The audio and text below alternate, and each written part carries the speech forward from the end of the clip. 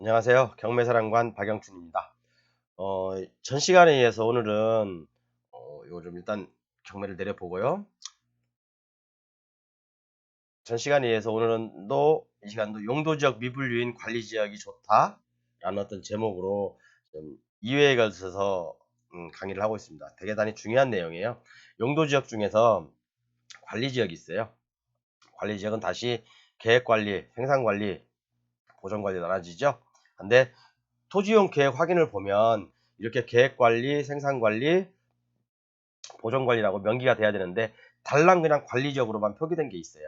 달랑 관리적으로만 이렇게 관리적으로만 표기된 게 있는데 요런 땅이 나중에 좋은 땅이 나쁜 땅인지 또는 계획관리로 갈지 생산관리로 갈지 또는 보전관리로 갈지 아무도 모르지 않습니까? 자, 처음 이런 용도지역을 접하시는 분들한테 좀 설명드리기 위해서 제 교재 364페이지 이거 너무 많네. 음. 자, 용도지역 여기 364페이지죠.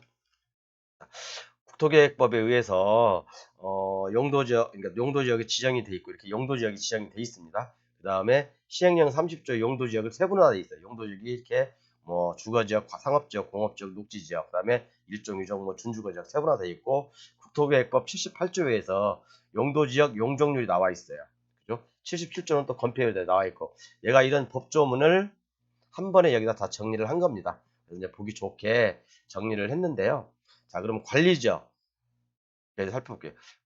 도시지역이 있고 도시지역, 관리지역, 농림지역, 밑에 이제 자연환경 보전지역이 있습니다. 그러면 여기까지는 보통 우리가 이제 도시지역이라고 하죠. 주상공을 갖다가요. 주거지역, 상업지역, 공업지역을 도시지역이라고 하고 여기서부터는 이제 비도시지역이라고 얘기를 해요. 보통 이제 개발할 때요. 그런데 관리지역에 대해서 관리지역에서 코멘트한 게 있어요. 이 관리지역은 다시 이제 계획관리, 생산관리, 보전관리 이 세 가지로 나눠지잖아요. 그래서 대부분 계획관리 지역 땅이 좋다. 사람들이 그렇게 많이 얘기를 합니다. 왜? 뭐 도시적으로 편입이 예상되는 지역이기 때문에 그리고 또 건폐율에서도 40%, 용적률도 100% 낮을 수 있어요.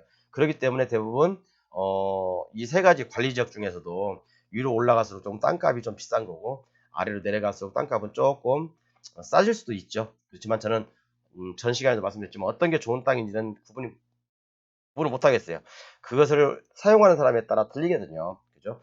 뭐 공장을 넓게 쓰고 싶은 사람 같은 경우는 주차장도 넓게 쓰고 그런 경우는 뭐 보전관리나 생산관리가 나을 거고 아니면 뭐 우리가 건물 안에서 많은 일들을 해야 된다 그렇다고 한다면 계획관리지 건폐율이나 용적이 높으니까 이 땅이 좋을 수도 있을 거고요. 그래서 뭐 필요에 따라서 각자 틀리다고 생각합니다. 그런데 오늘 뭐 얘기하고 싶은 게 그게 아니고 관리 지역이 이렇게 세분화가 안 됐어요. 세분화가 안 됐는데 이 세분화되지 않으면 나중에 어느 쪽으로인가 구분이 될 거 아닙니까? 그죠? 계획 관리로 가든 생산 관리로 구분이 되든 보존 관리로 구분이 되든 그래서 사람들은 그런 얘기를 해요. 어떤 강의하시는 분들은 관리 지역 미지정인 땅은 대부분 계획 관리로 생각해도 좋다라고 생각하는데 그렇게 저는 강의하시는 분들은 법을 제대로 모른다고 생각합니다. 제가 법조문을 비교해 가면서 그 법의 테두리 안에서 설명을 해드릴 건데 아니 관리지역이 어떻게 해서 꼭 계획관리로만 갑니까? 제가 전 시간에 보여드렸죠. 관리지역 미세분 지역인 관리지역으로 된 경매물건이 하는데 이것은 생산관리로 10년이 지난 다음에 보니까 생산관리로 와 있더라 라는 걸 보여드렸죠. 자, 이번 시간에는 제가 두 개를 보여드릴게요. 관리지역이 미세분화 되어 있는데 이게 하나는 생산관리로 가 있고 하나는 계획관리로 간 사례를 보여드릴게요. 꼭 관리지역 미지정이라고 해서 계획관리로 가는 건 아니에요. 이 땅이 좋은 건 아니거든요. 계획관리로 안 가면 어떻게 할 겁니까? 생산관리로 가면 아무래도 건폐율에서 약간 손해볼 수 있고 용적률에서는 손해보잖아요.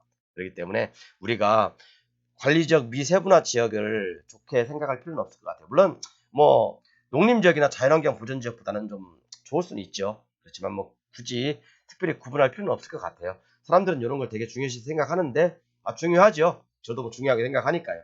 그렇지만 관리지역 미세분화 지역이 어떻게 변했는지 일단 국토계획법부터 볼게요. 제 교재 400페이지 나와 있습니다. 자, 400페이지 보면 제가 이제 그 국토계획법에 있는 걸 이렇게 옮겨놨어요. 표로 보기 쉽게 필요한 내용만. 자, 79조에 보면 용도지역 미지정 또는 미세분. 아까 관리지역으로만 나와 있잖아요. 관리지역은 원래는 계획관리, 생산관리, 보존관리 세 개로 세분화돼야 되는데 세분화시키지 않았잖아요. 이 지역에서 행위제한이 나와 있어요. 규정이 나와 있습니다.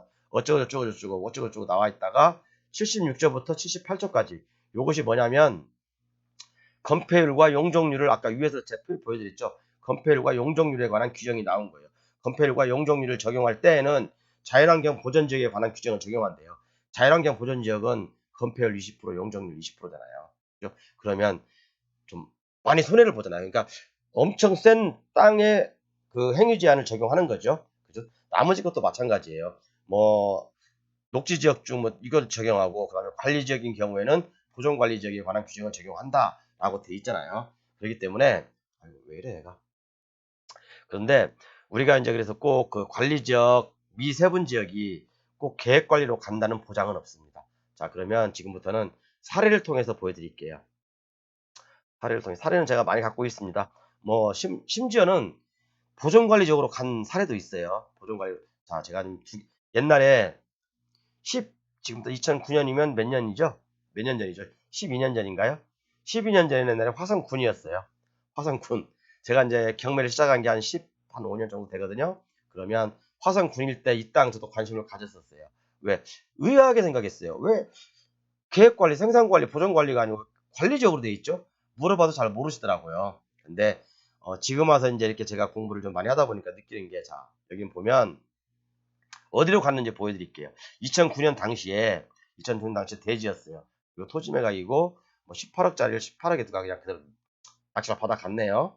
받아갔는데, 자, 이분은 잘 받았는지 못 받았는지 볼게요. 이분은 그때 당시에 2009년 당시에 관리지역이 있잖아요. 관리지역. 뭐 이런 거 접촉 이거 다 빼고요. 일단 이런 거 뭐 무시하고 일단 관리지역이었지 않습니까? 그리고 아까 지목이 되었고, 그러면 지목이 되라는 것은 아무래도 좀 나은 땅이죠. 그죠? 임야라 그런 것보다는 조금 계획관리로 갈 가능성이 높잖아요. 그렇기 때문에 한번 나중에 10년이 지난 다음에 어떻게 변했는지 한번 볼게요. 이 땅이 어떻게 편입이 되어 있는지. 자, 토지 이용 계획 확인을 좀 현재 떼어보겠습니다. 자, 또 보시면, 자, 지금은 화성시로 변했죠. 옛날에는 화성군이었잖아요. 화성시로 변했는데, 자, 8탄면 유람리 758번지예요. 자, 그때 당시 지목도 되었고, 지금은 용도 지역을 보면 계획관리로 갔죠. 계획관리로. 자, 이분은 어떻게 보면 정말 운이 좋은 거예요. 계획관리로 이 땅에 왔잖아요. 그죠? 건폐율도 40% 받고 용적률도 100% 받고. 자, 아무래도 생산관리나 보존관리보다는 훨씬 나은 대우를 받는 땅이잖아요. 그래서 이분은 아마 박수를 치실 거예요. 자, 이분은 참 훌륭하신 분이에요. 성견지명이 있죠. 왜 저도 이때는 알고 있어도 되니까 대부분 뭐, 그리고 또 이제 땅도 바로 이제 지금 주택지구하고 붙어 있고 취락지구하고 좀 붙어 있더라고요. 그래서 이것은 아마 계획관리로 갈 가능성이 있다고 생각했지만, 다음 사례를 한번 볼게요. 다음 사례를 보면, 자, 이게 2번 물건이에요. 똑같은 물건인데 이제 2번 물건은 보시면 여기는 농지예요. 농지고 토지 매각이고 뭐 이제 한 70평, 평수는 작네요. 그런데 이 땅이 어떻게 변했는지 한번 볼게요. 지금은요. 자, 이때도 역시 관리지역으로 돼 있죠. 관리지역으로 돼 있죠. 자, 그러면 지금 현재 토지이용 계획 확인서는 어떻게 나오는지 볼게요.